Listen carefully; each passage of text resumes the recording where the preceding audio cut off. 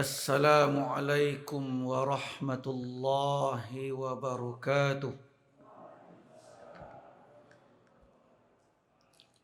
Innal hamdalillah nahmaduhu wa nasta'inuhu wa nastaghfiruh wa na'udzu billahi min sururi anfusina wa min sayyiati a'malina. Man yahdihillahu fala mudilla lah wa man yudlil fala hadiyalah. Asyhadu an la ilaha illallah wahdahu la syarikalah wa asyhadu anna Muhammadan abduhu wa rasuluh. Allahumma salli wa sallim ala Muhammadin wa ala alihi wa ashabihi ajmain, amma ba'd. Kaum muslimin wal muslimat, ikhwanu fid din, rahimakumullah. Di awal kajian ini saya mendoakan semoga kita semua yang hadir di kajian ini, yang mengikuti kajian ini, semoga selalu diberikan oleh Allah Tabaraka wa Ta'ala kesehatan, sehat lahir dan sehat batin, terhindar dari segala macam penyakit. Amin ya rabbal alamin. Pada subuh ini kajian kita membahas satu tema, yaitu kandungan luar biasa dari surat Al-Kahfi. Al-Kahfi berarti goa. Seperti halnya dengan Ghor. Ghor juga goa. Ghor Hira itu di Mekah, Gua Hira. Ghor Sur, Goa Sur. Hira kah yang ada di Jabal Nur, atau Sur kah itu keduanya di Mekah. Sementara Al-Kahfi berarti goa, ini nanti berada di Yordania. Di Yordania, dekat pusat kota Amman. Alhamdulillah, saya sudah beberapa kali ke sana, sudah melihat langsung dengan mata kepala, dan sudah masuk ke goa itu. Jadi untuk cerita tentang nanti insya Allah kita lebih menghayatinya, insya Allah. Jadi yang kita bahas ini adalah surah Al-Kahfi. Surah Al-Kahfi yang berarti surat goa, bicara tentang goa, ini inti dari masalah surat ini. Ini pokoknya ini. Namun demikian, karena kita mengkaji secara utuh surat ini, maka banyak hal-hal yang akan dibahas nanti. Banyak persoalan menyangkut dunia akhirat. Surah Al-Kahfi ini tergolong ke dalam surat Makkiyah. Apa itu Makkiyah? Ada surat Makkiyah, ada surat Madaniyah. Apa itu Makkiyah? Surat yang turun di Mekah. Yang lain apa? Surat turun sebelum hijrah.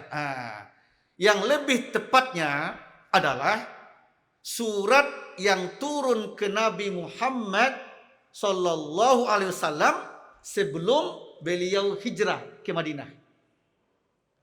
Ini yang paling tepatnya. Kenapa Madinah? Karena Nabi itu hijrah 2 kali. Yang pertama ke Habasyah, yang kedua ke Madinah. Jadi patokannya bukan Habasyah, tapi ke Madinah. Jadi surat Makkiyah artinya surat yang turun ke beliau sebelum beliau hijrah ke Madinah. Di patokannya hijrah, Pak. Bukan Makkah Madinahnya. Bukan tempat turunnya patokannya. Tapi periodenya, waktunya. Kalau waktunya turun ke Nabi sebelum hijrah, maka bernama surat Makkiyah. Kalau ada surat yang turun ke Nabi setelah hijrah, namanya surat Madaniyah. Nah, ini patokannya ya. Sebelum hijrah namanya surat Makkiyah. Setelah hijrah namanya surat Madaniyah. Nah, sekarang kita bahas lagi kapan Nabi hijrah. Nah, umur berapa Nabi hijrah? Nah, Nabi dari lahir tinggal di kota Mekah sampai Nabi berumur 40 tahun. Nabi di Mekah. Dan ketika Nabi suatu ketika sedang bertahanus, sedang memantapkan iman, memantapkan keyakinan di sebuah gua, namanya Gua Hira di Jabal Nur, kota Mekah. Ketika Nabi sedang bertahanus di tempat itu, saya pun sudah berkali-kali masuk ke Gua Hira itu, berkali-kali. Setiap umrah, bimbing jamaah selalu masuk ke sana. Selalu masuk, ya hampir 100-an lah. Berkali-kali. Dan tahu persis seperti apa goanya, di dalamnya, di luarnya. Alhamdulillah. Jadi ketika Nabi bertahanus dalam Gua Hira itu di kota Mekah, wahyu pertama turun ke Nabi.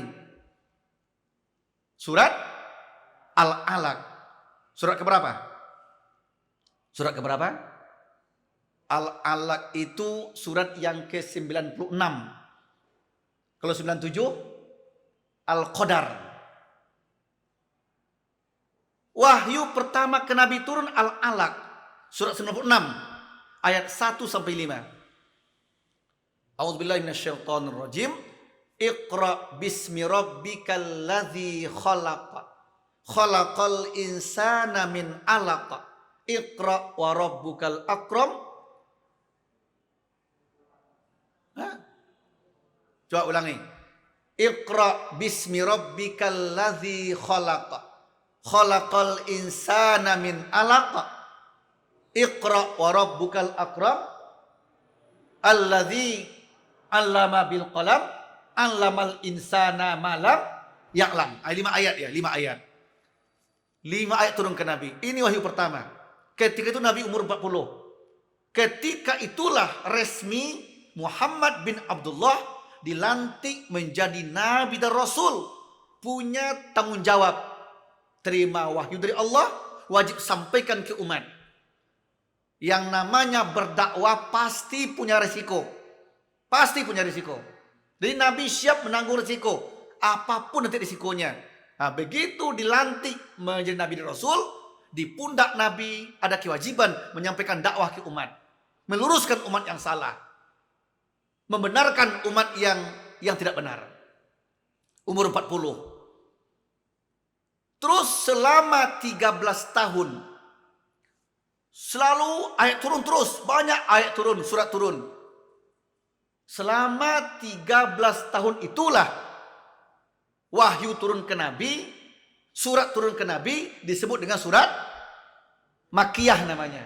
Selama 13 tahun. Berarti umur Nabi berapa? 53.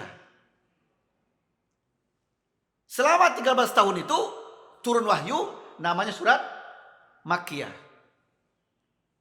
Terus Nabi hijrah ke Madinah umur 53. Dan di Madinah Nabi menetap selama 10 tahun. 10 tahun. Selama 10 tahun Nabi di Madinah itu wahyu turun, surat turun namanya surat Madaniyah. Walaupun di Mekah turunnya. Karena Nabi pernah Pak ketika di Madinah 10 tahun, Nabi ke Mekah. Ngapain? Pergi haji, pergi umrah. Ketika Nabi di Mekah sedang berhaji itu, wahyu turun. Surah apa namanya? Madaniyah. Walaupun di Mekah turunnya. Walaupun di Mekah turunnya, tapi Madaniyah. Kenapa? Karena Nabi sudah di Madinah, sudah hijrah, dipatokan hijrah.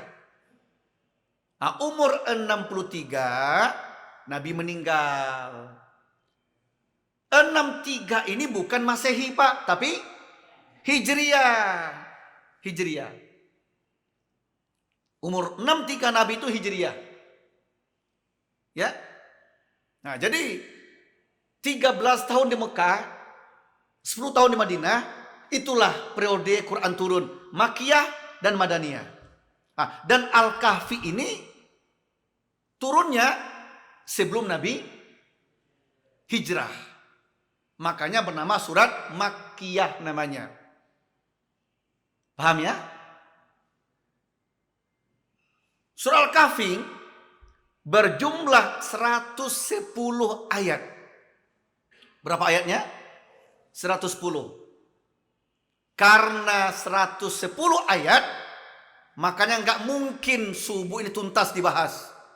Berarti mulai hari ini kajian kita berseri. Nah, ini permintaan pengurus ke saya. Ustaz, kalau bisa kajian itu berseri Ustaz, tanya. Berseri Ustaz. Kalau begitu saya pikir apa yang pas ya.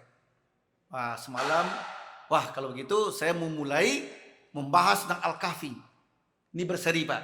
Di harapan saya nanti Bapak Ibu yang hadir hari ini, untuk bulan depan jangan sampai nggak hadir. Kenapa? Rugi nanti ilmunya itu nggak nyambung. Gak nyambung. Selama membahas Al-Kahfi jangan sampai gak hadir. Itu harapan saya. Bahkan harapan saya apa lagi? Kalau hadir tuh Pak bawa buku catatan, bawa Quran terjemahan, lebih mantap lagi dia. Kita betul mengkaji nih Pak, mengkaji secara dalam tentang Al-Kahfi ini. Ya, harapan saya semoga tuntas dibahas nantinya dalam beberapa pertemuan. Ya. Nah, jadi Al-Kahfi berapa ayat? 110 ayat. Sebelum kita mengkaji per ayat itu, kita dahului mengkaji tentang apa sih keutamaan Al-Kahfi itu. Nah, ini yang penting. Sebelum mengkajinya, apa sih keutamaannya? Di mana luar biasanya Al-Kahfi itu di mana? Sebelum mengkaji isi ayat itu per ayat, Masya Allah, nanti Bapak luar biasa Pak. Begitu mengkaji inti ayat, bicara Ashabul Kahfi, kita nangis Pak. Masya Allah, nangis kita. Dan sangat terkait dengan keindonesiaan, kekinian, sangat terkait. Masya Allah, Al-Kahfi itu update Pak. Update. Dan kekinian di Indonesia nanti terkait sekali. Kisah pemuda itu dengan Raja Dyanus. Masya Allah, hebat. Bagus sekali, luar biasa. Menggugah iman, menaikkan motivasi untuk dekat sama Allah. Ya. Nah, sebelum kita mengkaji per ayat itu, sekarang kita bahas dulu tentang keutamaan surat Al-Kahfi. Yang pertama, berdasarkan hadis sahih. Ini yang pertama ya. Hadis riwayat Imam Ahmad dari Al-Bara' bin Azib. Ini sumber hukumnya. Perawinya Imam Ahmad, sanadnya dari Al-Bara' bin Azib. Di samping Imam Ahmad, hadis ini juga dikeluarkan oleh Imam Al-Bukhari dan Imam Muslim dalam kitab sahihnya.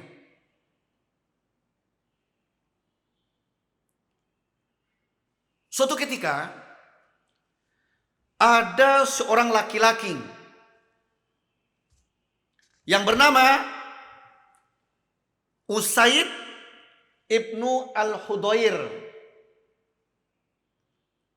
Ada seorang laki-laki yang bernama Usaid bin Al-Hudayr. Dia itu membaca Al-Kahfi di dalam rumahnya di mana di rumahnya banyak binatang.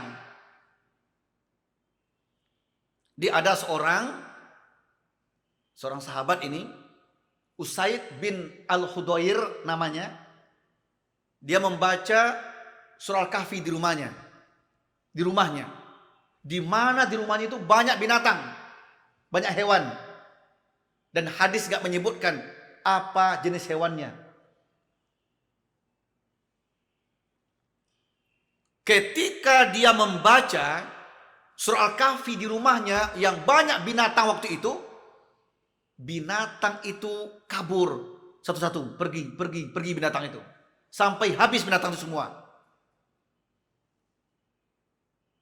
Hebat gak Pak? Luar biasa gak? Luar biasa. Dan saya cenderung mengatakan binatang itu binatang yang gak diinginkan kehadirannya. Merusak, berbahaya. Dengan dia membaca Al-Kahfi, dilihat sendiri oleh dia. Binatang itu pergi. Hilang. Menyingkir. Terus dia pandang ke langit. Masya Allah. Dilihatnya, di langit itu ada gumpalan awan. Seperti mau melindungi. Atau berbentuk awan yang bergumpal sehingga mendung. Kaget dia. Al-Kahfi dibacanya, binatang-binatang pada kabur, pergi. Dia heran. Dilihat ke langit, Masya Allah. Ada beberapa gumpalan awan Pak. Seolah-olah mau melindungi dia. Sehingga mendunglah terjadi. Melihat kejadian ini, awan meliputi dirinya, binatang pun pada pergi. Pergilah dia ke Nabi, memberitahukan tentang hal ini. Ya Rasulullah, tadi saya baca surah Al-Kahfi, lalu binatang-binatang pada pergi, pada kabur semua. Lalu saya lihat ke langit, ada gumpalan awan, ya, sehingga mendung terjadi, seolah awan itu meliputi saya, melindungi saya. Ketika dia cerita ke Nabi, apa kata Nabi? Muncul hadis. Iqra fulan fa innahas sakinah tanzilu indal Qur'an au tanazzalat lil Qur'an.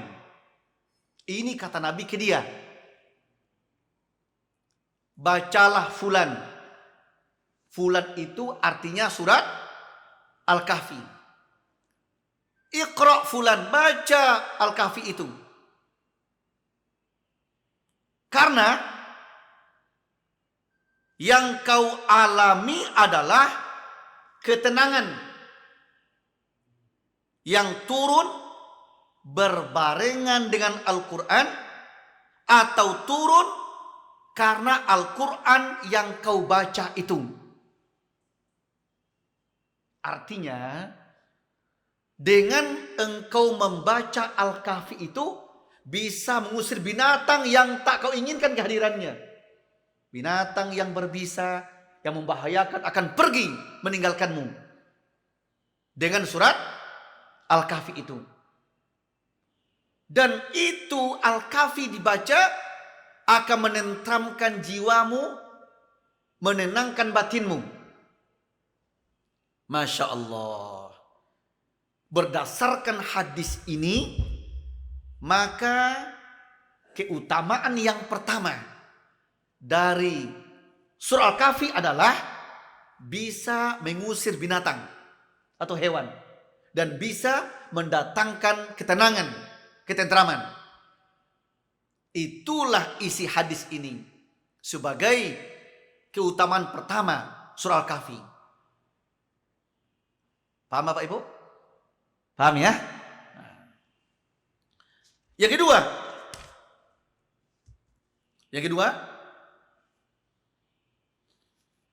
Berdasarkan hadis riwayat Imam Ahmad juga dari Abu Darda radhiyallahu anhu. Perawinya Imam Ahmad, sanadnya Abu Darda. Hadis ini pun sahih.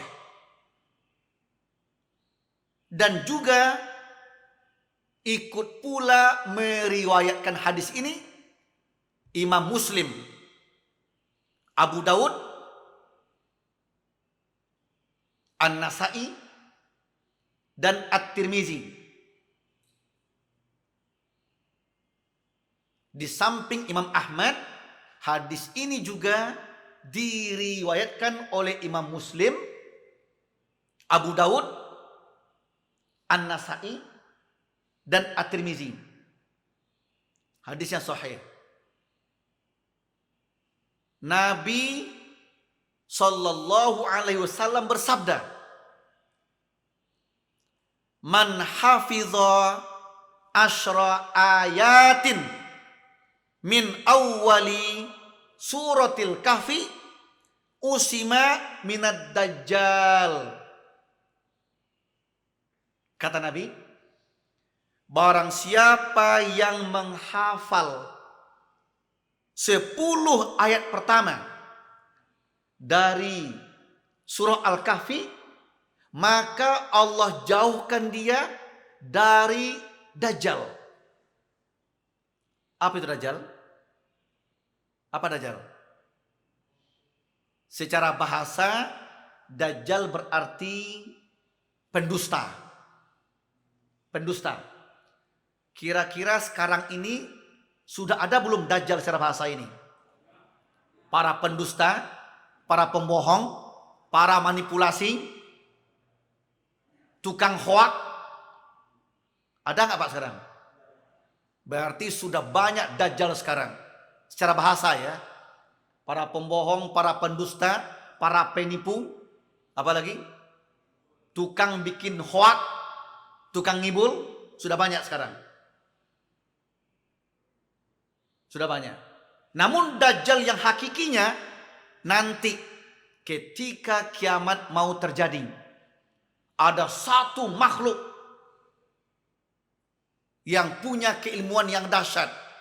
Dia punya keilmuan, punya kehebatan seperti Allah punya. Allah sengaja berikan dia izin, bisa menghidupkan, bisa mematikan. Begitu dia datang kepada kita, dia katakan begini, "Psst." Dengan tangan kanannya, nanti ada sungai dari air yang dalam. Gini lagi, "Psst." Sungai, ya, dari api yang gejolak. Sungai susu, diginikannya, sungai yang dalam susu Pak. Diginikan lagi, sungai dari api yang gejolak. Apa kata Dajjal? "Hai manusia, silakan kalian masuk ke sungai yang ada susunya ini." Kata dia. Kira-kira logikanya masuk nggak Pak? Logikanya masuk nggak? Masuk. Kalau Bapak disuruh memilih, ini sungai susu, ini sungai dari api membara, Bapak masuk mana? Susu dong. Itu logika, akal. Tapi kata Nabi, waktu itu akal tak berfungsi. Yang berfungsi iman. Kalau kalian hadir nanti waktu itu, maka ingkarilah Dajjal itu. Jangan iyakan kata-katanya. Jangan iyakan. Dia pendusta. Justru ikuti kebalikannya. Kalau Dajjal menyuruh kalian masuk ke sungai susu, kalian harus masuk ke sungai ada apinya. Pokoknya jangan ikuti apa kata Dajjal. Dia penipu-penipu. Sudah hilang kepercayaan ke dia. Tukang tipu soalnya. Jangan kita ikuti dia. Itu kata Nabi. Itu kata Nabi Pak. Kalau nanti kalian hidup waktu dia hidup, ingkari kata-kata dia. Walaupun dengan akal kalian bertentangan. Walaupun kata Dajjal itu sesuai dengan kata kalian. Kata akal, oh cocok ini, bagus nih, benar nih. Walaupun kata akal kalian cocok, jangan ikuti dia. Kalian pakai iman, tidak berfungsi akal lagi. Dan dia masuki semua kota di dunia ini, termasuk Indonesia barangkali. Yang tidak bisa dimasukinya hanya 2 kota saja, Mekah dan Madinah. Itu Dajjal. Nah, makanya Pak, Nabi mengatakan di hadis ini, barang siapa yang menghafal 10 ayat pertama dari surah Al-Kahfi, maka Allah jauhkan dia dari pengaruh Dajjal itu. Berarti hadis ini menjelaskan keutamaan Al-Kahfi apa? Apa keutamaannya yang kedua? Menjauhkan kita dari Dajjal. Menurut saya boleh jadi Dajjal yang nanti sudah pasti, atau boleh jadi Dajjal yang sekarang ini. Sekarang banyak umat yang tertipu oleh Dajjal dengan sekarang Pak. Banyak tertipu. Hati-hati. Tapi jangan mudah pula mencap tuh Dajjal tuh. Dajjal tuh jangan pula mencap. Jangan nanti seenak pula. Wah tuh Dajjal. Dajjal. Jangan. Jangan. 1 ditunjuk orang, berapa kitanya? 4 kita, enggak boleh juga. Cuma kita dituntut berhati-hati. Hati-hati, waspada. Jangan nanti tertipu oleh Dajjal. Para penipu-penipu. Tukang hoak. Hati-hati.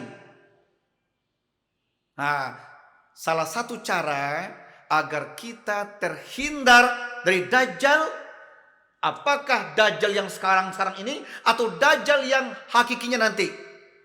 Hafallah 10 ayat pertama dari surah Al-Kahfi. Kira-kira Bapak Ibu yang hadir, sudah ada yang hafal? Sudah ada yang hafal belum? Hah? Masya Allah. Kalau ada, alhamdulillah. Kalau belum, ayo saya menghimbau. Mulai hari ini kita mulai menghafal. Dikasih waktu sebulan, bulan depan. Bulan depan, ingatkan saya. Yang hafal nanti saya uji. Nanti dikasih hadiah, insya Allah. Kasih hadiah, insya Allah. Apa hadiahnya Ustaz? Nanti apa nanti kata Allah ke saya, itu nanti yang saya kasih hadiahnya. Saya tadi lupa, nggak ingat, baru ingat barusan ini. Kalau saya ingat dari tadi saya siapkan. Saya lupa. Kalau ada hari ini, makanya saya lupa tadi. Kalau hari ini ada yang hafal nih, kita tes hari ini. Tapi lupa, hadiahnya lupa saya. Baru ingat barusan, ya udahlah, ini takdir Allah. Berarti bulan depan aja. Bulan depan, ayo. Siapa yang hafal 10 ayat pertama nanti dikasih hadiah. Insya Allah. Apa dia nanti? Apa hadiahnya? Ayo. Ini motivasi Pak. Motivasi. Ya. Berapa ayat pertama? 10 ayat. Pertama. Saya di pesantren saya Pak, itu di awal-awal masuk santri ke pondok, saya wajib menghafal 3 surat dulu. Sebelum menghafal yang lain. As-Sajadah, Yasin, dan Al-Kahfi. Alhamdulillah. Seminggu pertama Pak, seminggu cuma Pak, sepekan cuma, santri udah hafal Al-Kahfi Pak. Sepekan hafal As-Sajadah, sepekan hafal Yasin, sepekan hafal Al-Kahfi, Masya Allah. Sebulan pertama udah hafal 3 surat ini. Masya Allah. Yang namanya anak kecil ya, itu beda sama kita Pak. Anak kecil tuh masih murni, otaknya masih kelas 3, kelas 4 SD itu masih bagus Pak. Tamat SD masih bagus. Tapi kalau kita sudah berusia ini memang agak lama sedikit, nggak apa-apa. Nggak apa-apa. Kalau mereka hafal secara utuh, kita minimal hafal berapa? 10 pertama aja dulu. Sesuai hadis ini. Ini tolong nanti Pak Tri ingatkan saya. Ustaz, jangan lupa hadiahnya Ustaz, itu aja. Jangan lupa hadiahnya Ustaz bagi hafal. Kalau hafal semuanya, semua kasih hadiah. Insya Allah. Hafal semuanya, itu harapan saya. Kalau bisa semuanya hafal. Semuanya saya kasih hadiah nanti. Insya Allah. Yang penting tolong ingatkan saya, ingatkan. Ya Pak Tri ya. Nah, hadiahnya apa Ustaz? Nanti. Insya Allah. Ya. Tergantung nanti apa kata Allah ke saya nanti. Kata Allah, ini hadiahnya, ini hadiahnya. Ya udah. Seperti santri saya itu, barang siapa yang hafiz pertama di pondok ini, hadiahnya umroh saya bilang. Umroh. Sekarang sudah hafal 28 juz sekarang Pak. Waktu 3,5 tahun. 3,5 tahun Pak sudah hafal. Oh, berapa juz ya? Oh, 28 juz. Ada yang 20 tuh banyak, 20 banyak. 8 juz, 28 juz ada berapa orang itu? Hadiahnya umroh itu kalau hafal Quran dia. Ya, enggak tahu Bapak ini. Tergantung nanti apa kata Allah ke saya nanti. Tapi jangan Bapak menghafal karena hadiah ya. Wah, harus motivasi nih karena hadiah, bukan itu. Ini hanya motivasi saja. Mudah-mudahan nanti kita termotivasi karena Allah. Karena manfaatnya luar biasa, dahsyatnya luar biasa. Menghafal 10 ayat pertama terhindar dari Dajjal. Ini manfaat Al-Kahfi yang kedua. Yang ketiga, ada hadis lain tapi tidak sahih. Kalau tadi sahih Pak, ada hadis lain, hadisnya hasan sahih. Apa itu hasan sahih? Secara kualitas hadis itu bernilai sahih tertinggi, hasan nomor 2, dhaif nomor 3, maudhu' atau palsu nomor 4. Ingat, hadis-hadis yang bicara tentang keutamaan bulan Rajab hampir semuanya dhaif dan palsu. Hampir semuanya dhaif dan palsu. Terbanyak tuh dhaif. Ada beberapa palsu tuh. Tentang bulan Rajab.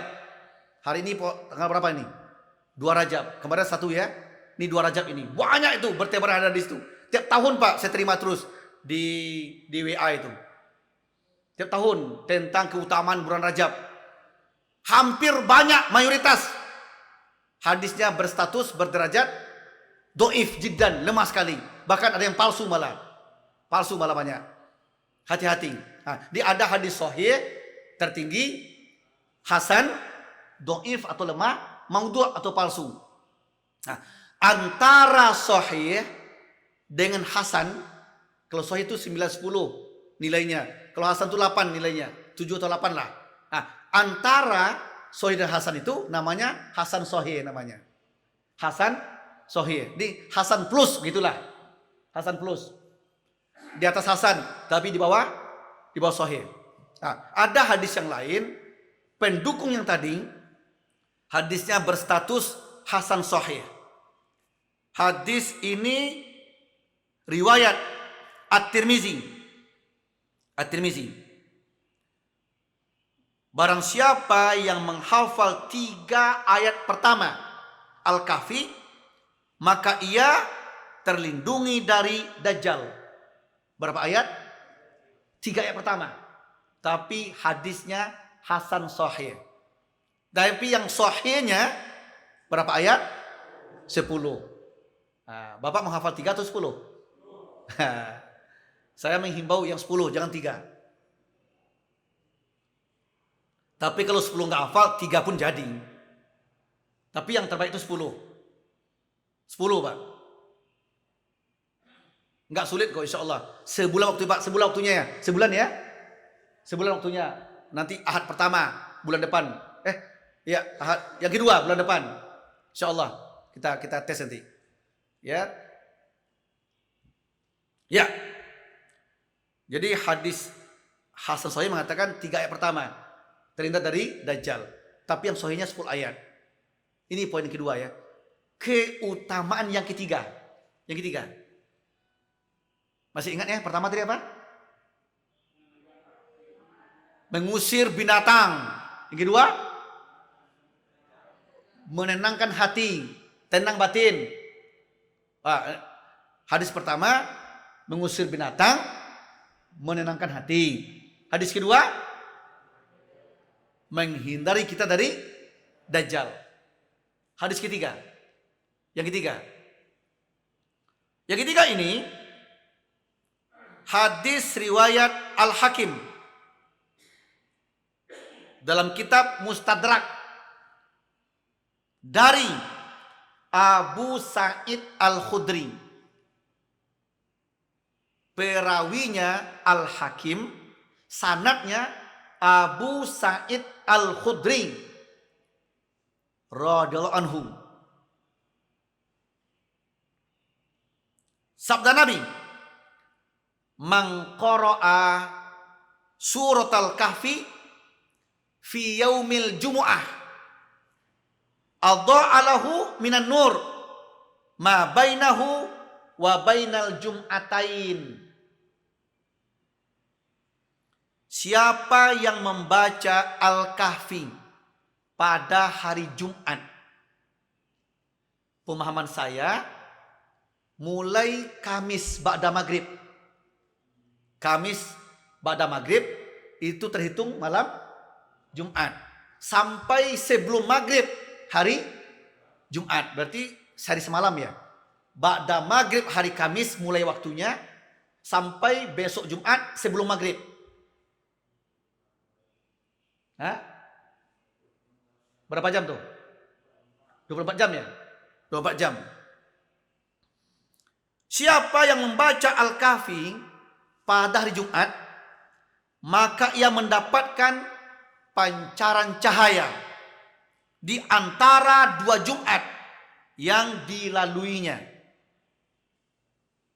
Mendapatkan pancaran cahaya. Cahaya ini bisa berarti cahaya benaran atau bisa berarti petunjuk, hidayah. Siapa yang membaca, bukan menghafal ya, membaca Al-Kahfi hari Jumat, mulainya ba'da maghrib Kamis sampai sebelum maghrib Jumat, maka mendapatkan pancaran cahaya di antara dua Jumat yang dilaluinya. Ini hadis yang ketiga atau keutamaan ketiga. Yang keempat, hadis riwayat Al-Baihaqi. Al-Baihaqi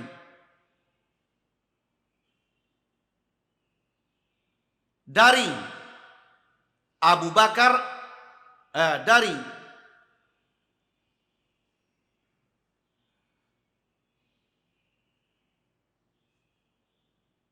Abu Sa'id Al-Khudri, sama yang tadi, ya.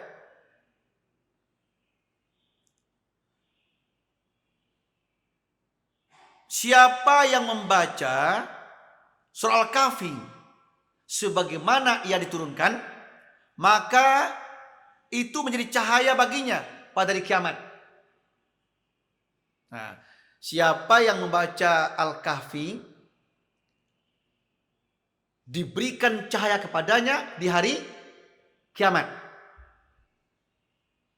Nah, ini hadis yang keempat. Keutamaan keempat. Kalau ketiga tadi mendapatkan cahaya di antara dua Jumat yang dilaluinya. Yang keempat, diberikan cahaya di hari kiamat. Saya menghimbau atas dasar hadis ini, bukti cinta kita ke Nabi, ikuti sunnah beliau.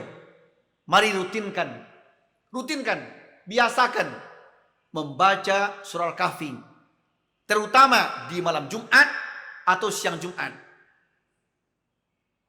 Tapi orang kebanyakan baca surah apa di Jumat itu? Surah Yasin. Saya nggak tahu dalilnya. Bukan tidak boleh, bukan tidak boleh, boleh. Mau baca Yasin tidak masalah. Cuma yang sunnah nabinya, yang Nabi suruh apa? Al-Kahfi. Buktikan cinta kita ke Nabi. Mengikuti Nabi atau kebiasaan-kebiasaan. Saya tegaskan, boleh. Tetap berpahala. membaca surat Yasin malam Jumat tetap berpahala. Kenapa? Itu Al-Quran. Tapi yang utama yang mana? Al-Kahfi. Sesuai hadis Nabi. Jadi kalau kita pecinta sunnah, alangkah mulianya kita ikuti Nabi. Wah, Ustaz, kami selesai Al-Kahfi Ustaz. Bagus. Mau tambah Yasin? Oh bagus. +2 dia. Tapi kalau hanya satu bisa, saran saya lebih baik pilih Al-Kahfi daripada Yasin. Bukan tidak boleh, jangan salah paham nanti. Ini Ustaz Elva anti Yasin ini. Tidak. Jangan salah paham pula ya. Atau di YouTube sengaja dipotong-potong. Nah, ini resiko YouTube Pak. Resiko kadang-kadang medsos itu begitu. Ceramah kita utuh Pak dipotong-potong. Diambil ininya aja. Nah, tersebarlah berita. Muncul kebencian kan? Nah, itu nggak boleh. Itu nggak boleh. Ya. Yang benarnya adalah boleh baca Yasin, silakan, bagus. Tapi Nabi menyarankan lebih utama surat Al-Kahfi. Saya menghimbau sesuai hadis ini, mari kita mulai rutinkanlah membaca Al-Kahfi. Mulai ba'da maghrib baca Al-Kahfi. Wah, sampai Isya nggak selesai Ustaz. Sambung setelah Isya. Nggak selesai. Sambung besok pagi. Nggak selesai. Sambung.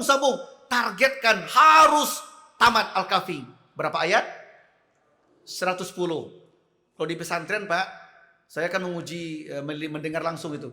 Santri baca Al-Kahfi itu Pak 10 menit Pak. 15 menit selesai oleh dia. Karena sudah hafal soalnya. Kencang. Tapi bagusnya itu, sedangnya itu setengah jam Pak. Setengah jam waktunya. Itu sedang itu. Tapi kalau 10 menit, 15 menit itu kekencangan, kecepatan. Tapi yang namanya hafiz, udah hafal, ya memang kencang dia. Tapi kalau kita standar biasa saja, setengah jam lah. Lebih nikmat membacanya. Setengah jam. Oh Ustaz, kami terbata-bata. Udah. Kalau terbata-bata Bu, 24 jam. Terbata-bata Ustaz, 24 jam dikasih waktu. Ustaz, ndak khatam juga, banyak kerjaan Ustaz. Ya sudahlah, berapa bisanya aja lah. Berapa bisanya aja lah. Yang penting niatnya mengkhatam Al-Kahfi, itu niatnya. Kemampuan cuma 10 ayat pertama, 20 ayat, ndak ada persoalan. Ada niat, ada usaha. Allah pasti menilai semuanya. Pasti menilai. Nah, mari kita buktikan. Makanya saya ingin Pak mengutamakan membahas Al-Kahfi ini duluan Pak. Karena ada amalannya yang bagus. Masya Allah. Ini baru amalannya, belum kandungan maknanya. Dahsyatnya luar biasa. Saya menangis Pak membaca kitab itu Pak. Membaca tafsirnya menangis saya. Seketika saya membahas masalah Kahfi di Goa Al-Kahfi, jamaah juga pada menangis itu. Masya Allah. Membahas kisah Al-Kahfi di dalam Goa Al-Kahfi Pak, jamaah pada nangis Pak. Masya Allah. Quran bicara sekian abad yang lalu. Ini buktinya. Sampai hari ini masih ada buktinya. Masya Allah. Masih ada. Ya. Semoga cepat habis corona. Selesai corona. Jadi jamaah bisa umrah plus Yordania. Aqsa. Ya. Udah puluhan kali umrah. Bagus. Besok mulailah berniat. Mau ke Aqsa, ke Palestina. Kenapa? Nabi perintahkan, sunnah Nabi. Nabi sunahkan. Kita mengikuti jejak Nabi. Sholat di Masjid Haram. Berapa nilainya? 100.000. Terus di Nabawi Madinah 1.000. Di Aqsa Palestina 500. Di Al-Ikhwan berapa? Ada bilang 1, ada bilang 10. Benar semua. Ya. Tapi Nabi menyuruh. Nabi menyuruh kita. Ada niat, ada usaha. Ya, Haram sudah Ustaz. Nabawi sudah Ustaz. Palestina belum Ustaz. Aqsa belum. Ayo niatkan. Semoga Allah lancarkan, Allah mudahkan semuanya. Kalaupun nggak tercapai, meninggal duluan nggak ada apa, nggak apa-apa. Kenapa? Bukan wajib. Itu sunnah. Tapi minimal ada niat, ada niat. Nah, kalau Bapak ke Aqsa, ke Palestina, insya Allah itu sekalian itu ke Yordania, ke Al-Kahfi Pak. Ashabul Kahfi sekalian itu. Ya, itu terletak di kota Amman. Ibu kotanya Yordania, di kota Amman. Pusat kota. Masya Allah. Ya, ada masjid besar, megah, indah. Masjid Al-Kahfi namanya. Ya. Ini keutamaan surah Al-Kahfi. Ya, nggak bisa menghafalnya, tapi rutinkan membacanya. Ya, inilah hadis-hadis yang sahih ditambah dengan yang hasan sahih tentang keutamaan surah Al-Kahfi. Karena waktu sudah habis. Kajian berlanjut ke bulan depan. Masuk kepada pemahaman ayat pertama. Ya, sampai seterusnya. Nah, ini makanya saya himbau nanti jangan sampai nggak hadir bulan depan. Dan jangan lupa pula menyetorkan. Kasih nanti waktu gak 15 menit lah. Atau ya nanti atau selang-seling. Saya ceramah terus lanjut. Siapa yang hafal? Ayo selang-seling nanti Pak. Selang-seling nanti. Ya. Saya doakan semoga Allah permudah semuanya. Tapi berkah. Mudah-mudahan Allah jauhkan kita dari segala penyakit, khususnya corona. Yang sudah terkena, yang sudah terkapar, jangan panik. Gak ada persoalan. Gak ada persoalan. Jangan pikirkan, tapi dijalani terapinya. Itu aja. Yang sudah kena, jangan pikirkan, tapi jalani terapinya. Apakah isoman atau ke rumah sakit. Kita doakan, semoga yang sedang terkapar, Allah segera sembuhkan penyakitnya. Sehingga mereka bisa kembali mengikuti kajian di masjid ini. Amin. Ya Rabbal Alamin. Allahumma afina fi badanina. Allahumma afina fi sam'ina. Allahumma afina fi basarina. Allahumma inna nas'alukal huda wat tuqa wal afafa wal ghina. Allahumma shfina. Allahumma shfina. Allahumma shfina. Rabbana atina fid dunya hasanah wa fil akhirati hasanah wa qina adzabannar. Subhana rabbika rabbil izzati amma yasifun. Wassalamu alal mursalin walhamdulillahi rabbil alamin. Subhanaka Allahumma wa bihamdika asyhadu an la ilaha illa anta astaghfiruka wa atubu ilaik. Assalamualaikum warahmatullahi wabarakatuh. Waalaikumsalam.